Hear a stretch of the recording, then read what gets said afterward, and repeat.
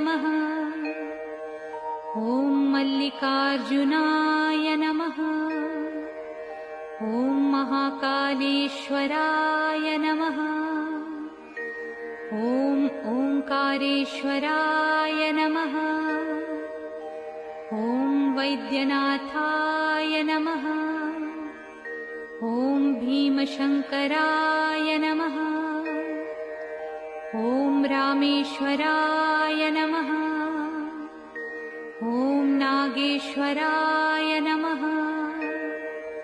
ॐ विश्वेश्वराय नमः।